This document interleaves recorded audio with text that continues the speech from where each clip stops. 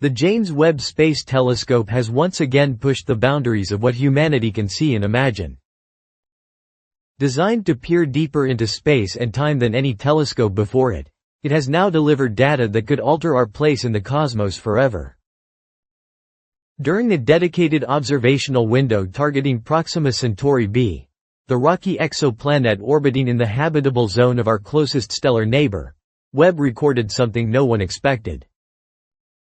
Among the infrared reflections from the planet's night side, scientists detected a faint but unmistakable signal. A structured glow too regular and rhythmic to be explained by natural processes. The light was not diffuse, like auroras or volcanic activity, but concentrated into distinct patches across the dark hemisphere. The spectral fingerprint suggested artificial illumination, its distribution forming patterns that resembled sprawling settlements. For decades, Proxima B has been a focus of speculation. Located just over 4 light-years away and similar in mass to Earth, it orbits within a zone where liquid water could exist. Yet its tidal locking, one side in endless day, the other in endless night, cast doubt on its habitability. What Webb found changes everything. The lights clustered along the terminator line, the twilight boundary between day and night, spread out in arcs and grids stretching hundreds of kilometers. This was not random geological activity. It looked deliberate. The telescope's advanced instruments were critical to the detection. Webb's infrared sensitivity allows it to separate faint planetary glows from the overwhelming brightness of a parent star. By timing its observations so that Proxima B's night side faced Earth and by using long-duration exposures, the team collected enough light to identify subtle patterns. After careful filtering and analysis, what remained was a signal so compelling that even the cautious language of astrophysics, words like candidate or possible, felt inadequate. Artificial illumination carries a unique spectral profile. Unlike natural black body radiation, it exhibits emission lines that suggest purposeful design. In Proxima B's case, Webb recorded peaks in wavelengths consistent with technologies optimized for visibility in darkness. Some regions glowed with a warm, amber hue reminiscent of sodium lamps on Earth, while others shone in colder, bluish-white tones similar to high-efficiency LEDs. The variation hinted at infrastructure diversity, possibly different cultures or technologies coexisting on the same world. More surprising still were the fluctuations. Over time, the brightness of certain regions rose and fell in regular cycles. Some dimmed slightly, perhaps conserving energy, while others brightened in patterns suggesting activity shifts. These rhythmic changes contrasted with the chaotic variability of natural phenomena, pointing instead to large-scale coordination in energy management. It was as though Webb had glimpsed the heartbeat of a civilization. The geometry of the illuminated zones told its own story. Some patterns traced coastlines or valleys, as though settlements had formed along rivers or seas. Arcs of light suggested cities hugging the edges of possible lakes, while one extraordinary band near the equator stretched like a luminous spine for hundreds of kilometers, perhaps a vast urban corridor or industrial complex. The possibility that liquid water exists on the night side, sustained by geothermal activity or technological intervention, made the discovery even more compelling.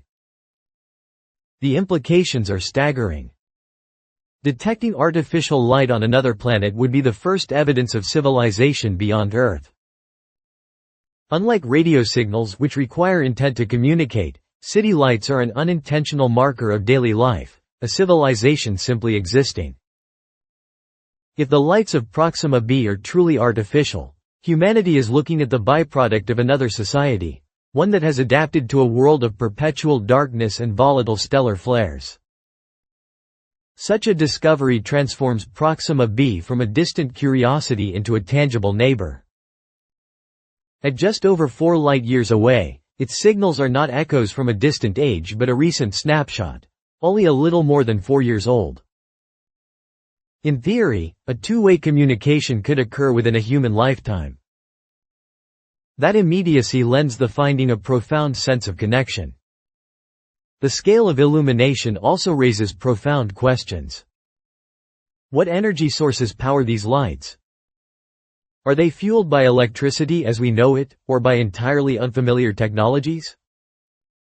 Are the variations in spectral color the result of biological adaptation, aesthetics, or engineering necessity?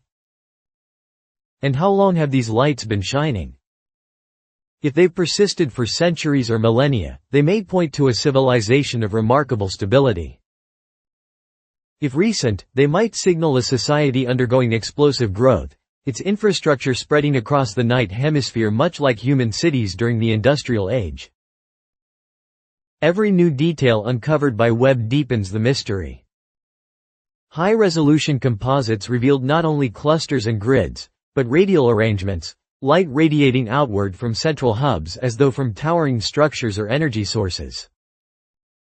Some regions shimmered with periodic pulses, perhaps evidence of adaptive systems responding to environmental or societal needs. To see such complexity across interstellar space is to confront the possibility of a civilization not unlike our own, organized, technological, and far-reaching. If confirmed, this will be remembered as one of the defining moments in human history. The first time we not only suspected life elsewhere, but saw its footprint written in light. A reminder that the universe, vast and mysterious, may not be empty after all. The sheer brightness of this colossal structure suggested that it was no ordinary settlement. It could have been an immense facility or a sprawling urban center, radiating power on a scale that might rival the combined energy consumption of entire human nations. If such a conclusion were true, it implied a civilization that had mastered planetary-scale energy distribution and possessed the confidence to bathe vast swaths of their perpetual night in artificial brilliance. For us, light is merely a convenience, a way to extend our days. For them, light might not just be a luxury, it could be the very foundation of survival. On Earth, sunlight is an ancient rhythm, shaping everything from our sleep cycles to the changing of seasons. For those who may inhabit the dark side of Proxima B, artificial light could be as essential as water or oxygen. Every part of their world might be defined by the glow they create, guiding their lives not by dawn and dusk, but by engineered constellations spanning their skies. Each settlement could be a beacon, not only of survival but of identity, with entire myths and cultural traditions built around the mastery of illumination rather than the rising and setting of a sun. The James Webb Telescope also recorded something stranger still: sudden flashes of light erupting across certain regions, far brighter than the steady glow surrounding them. These bursts appeared irregular, not following any predictable cycle, and yet they could not be explained by meteors, volcanic eruptions, or lightning. Instead, they hinted at deliberate activities, immense bursts of power perhaps tied to industry, energy distribution, or even modes of transportation. To us, each flash is a mystery, a silent signal that something extraordinary is happening on that distant surface. Even more intriguing was how the lights interacted with the thin atmosphere. Spectral readings suggested a faint scattering effect, as though the glow was diffused through layers of engineered particles or protective shields. This raised the possibility of advanced environmental design, perhaps domes, barriers, or atmospheric regulators built to shield against the violent flares of Proxima Centauri. If true, these structures would not only filter harmful radiation but also reshape the very way light spread across the horizon, creating an alien glow unlike anything seen on Earth. The energy required to sustain such vast and intricate networks is staggering. Scientists debated possible sources. Could they rely on nuclear fusion, harnessing the raw power of atomic reactions? Or perhaps they tap into geothermal energy from deep within the planet's core? Another possibility is even more audacious: vast solar collectors on the day side transmitting power to the night side through orbital systems or underground conduits. And then there lingers the most tantalizing idea of all: that this civilization may have discovered a power source entirely beyond our imagination. Red dwarf stars like Proxima Centauri are notoriously unstable, blasting planets with dangerous radiation. If a society has chosen to thrive on the dark side, far from direct exposure, their reliance on artificial lighting might be part of an elaborate life support system. Light in this context could serve multiple purposes, keeping temperatures stable, driving biological cycles, and making a frozen wasteland into a habitable world. Their technology would not simply illuminate, it would sustain life itself. Over time, further observations revealed something even more captivating. The lights were not static. Subtle fluctuations occurred, some regions brightened, others dimmed. These changes were too regular to be random, suggesting cycles of energy use, construction, or cultural events. Perhaps they have their own equivalents of harvests, festivals, or migrations, moments when their cities blaze brighter than usual before returning to a steady glow. To us, these fluctuations hint at a living, dynamic society, constantly reshaping its environment. Patterns of illumination added another layer of intrigue.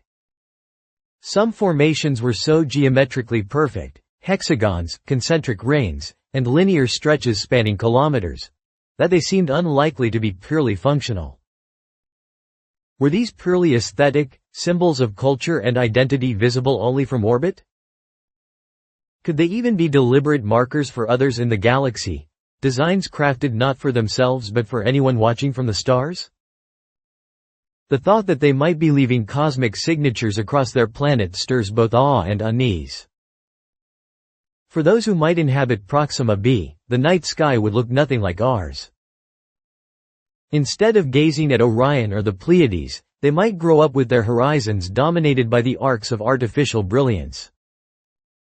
Their skies would be painted with constellations of their own making, patterns of light stretching across landscapes, overshadowing even the stars. To them, the glow of a city might not obscure the universe, but become part of it, blending their culture into the cosmic tapestry. But there is one final question. Are these lights simply byproducts of survival, or are they meant to be seen? Earth's cities, viewed from afar, would be faint and difficult to detect. Yet the lights of Proxima B are so prominent that they may be designed for visibility. If that is true, it suggests a civilization willing to announce its presence, perhaps even inviting connection. Whether accidental or intentional, the discovery forces us to rethink our place in the galaxy. No longer do we look at the stars as silent and lifeless. Somewhere out there, another world glows in the darkness, whispering through patterns of light that it too has found a way to endure, to flourish, to create. And perhaps, just perhaps, those lights are the first sign that the universe is not as lonely as we once believed.